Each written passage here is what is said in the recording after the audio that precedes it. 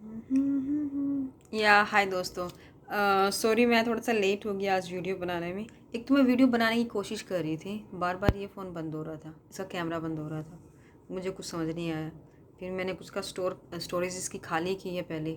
दूसरी, अब बिलीव नहीं करोगे आज मेरे साथ क्या हो रहा था। मैं शिव पुराण पढ़ती जा रही थी और पढ़कर मैं आगे निकल गई, मुझे वीडियो बनाना ध्यान नहीं रहा। और जब मैंने बनाने की 2 बार कोशिश की तो पन्ने पलट गए। तो मुझे लगा आज शिवजी जी मूड में नहीं है कि मैं वीडियो बनाऊं। पर खैर फाइनली मैं अब इसे बना रही हूँ। तो लास्ट वीडियो में मैंने जिक्र किया था कि मैं आपको मंथ के बारे में बताऊंगी।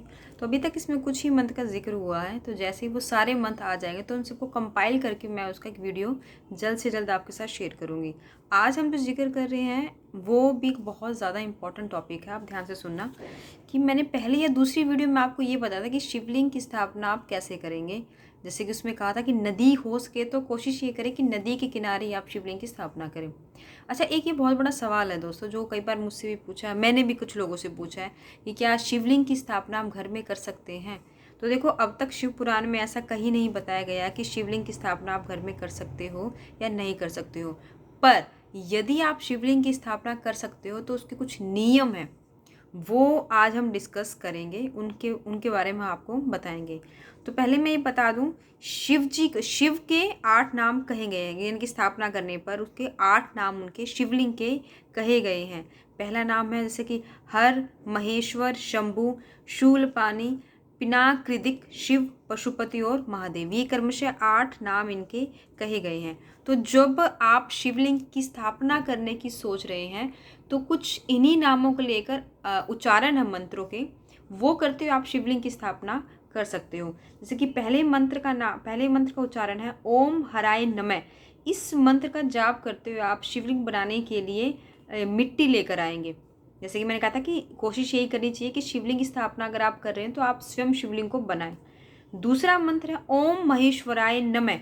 इसका उच्चारण करते हुए आप लिंग का निर्माण करेंगे। तीसरा मंत्र है ओम शंभवे नमः। इस मंत्र को बोलते हुए आप उस लिंग की प्रतिष्ठा, यानी कि जो शेप हम बना रहे हैं वो हम बनाएंगे। उसके बाद ओम शूलपनाय नमः। इसको कहते हुए आप भगवान शिव का आवाहन करेंगे उस शिवलिंग के अंदर, यानी कि उन्हें विराजमान करने के लिए उनके अंदर। इसका तो ये बहुत ही इंपॉर्टेंट मंत्र है। मैं दोबारा नाम लूँगी इस मंत्र का, ओम शूलपनाय नमः। नेक्स्ट जो मंत्र है वो है ओम पिनाक दृश्य नमः। इसको कहकर आप शिवलिंग को नहलाएंगे। अगला है ओम पशुपते नमः। इसे कहकर आप क्षमा प्रार्थना करेंगे कि हमसे अगर कोई भी गलती हुई है तो हमें माफ़ कर दें इस प्रोसेस के दौरान। आखिर में आप मंत्र का उच्चारण करेंगे ओम महादेवाय नमः। इसका करते हुए आप आराध्य देव का विसर्जन करेंगे, यानी कि हमारी जो पूजा विधि है इस मंत्र का जाप करते हुए हम करेंगे।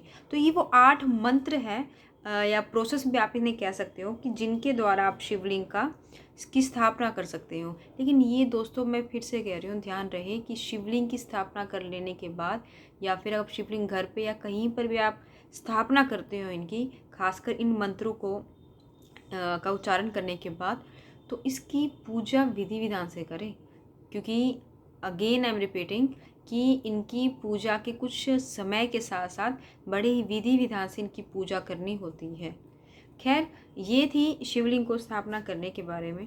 अच्छा, मैं एक बात ऐसे ही कहना चाह रही थी। मेरे कुछ फ्रेंड्स हैं, देखो मैं मीडिया इंडस्ट्री से हूँ, तो कुछ लोग ऐसे हैं जो फ़ोन करके स्पेसिफिकली बोल देते हैं मुझे कि आप शिव पुराण पढ़ते वक्त, किसी ने मुझसे कहा था कि उन्हें डर लगता है। तो मतलब एक मन में खौफ, कभी पढ़ा नहीं था, मैंने भी नहीं पढ़ा था, कि खौफ आ जाता है कि पता नहीं क्या ही लिखा होगा। मतलब कि एक दो सवाल भी अगर कोई कर लेगा शिव पुराण के बारे में तो हमें वो खौफ है।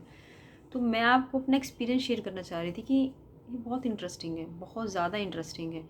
इसे आप कोई अगर आप इसे धार्मिक बुक की तरह पढ़ना चाह रहे तो वैसे पढ़ सकते हैं। प्लस अगर आप इसे सिंपल किताब की तरह भी अगर आप पढ़ना चाहें तो वो भी पढ़ सकते हैं आप। बहुत ही ज़्यादा इंटरेस्टिंग है, बहुत मज़ा आएगा आपको इसे पढ़ते हुए। क्योंकि साइंटिफिकली जो चीज़ें अब तक हम सुनते आ रहे थे, देखते आ रहे थे आसपास, वो इसमें ज़िक्र किया गया है। तो शिव पुराण अगर आप कभी भी, अगर आपको मौका मिले, मैं तो शेयर कर ही रही हूँ, तो आप इसे पढ़िएगा ज़रूर, कभी भी जब भी आपको मौका मिले इसका। तो ये मेरा एक्सपीरियंस था, किसी ने पूछा तो मैंने कहा आज आपको मैं बता देती हूँ। तो ये एक चीज़ है। एक और सवाल था मेरा आपसे, देखिए मैं फ़िल्म मेकर हूँ, तो मुझे बहुत अच्छी प्रोफ़ेशनली वीडियोज़ बनाने आती है, उसका मैं चार्ज लेती हूँ, घर चलता है मेरा उससे। पर मैं इन वीडियोज़ में, क्योंकि हमारे जैसे कि नाम है प्रोफ़ेशनल कंटेंट, बिना कोई एडिटिंग, बिना प्रोफ़ेशनल शूट और स्क्रिप्टिंग के मैं इसको बना रही हूँ। तो अगर आप मुझे एडवाइस करना चाहें तो कर सकते हैं, क्योंकि अगर मैं प्रोफ़ेशनली वीडियो शूट पर एडिटिंग पे बैठूँगी तो वो टाइम टेकिंग तो होगा, बट वो इफ़ेक्टिव कितना होगा वो आपको मुझे बताना होगा। तो यदि आप वो चाहते हैं तो वो भी मैं आपके साथ बनाकर शेयर कर सकती हूँ। फिर आऊँगे दोस्तों एक और इंटरेस्टिंग टॉपिक के साथ। तब तक अगर पसंद आए तो शेयर कर दो, लाइक कर दो, सब्सक्राइब कर दो।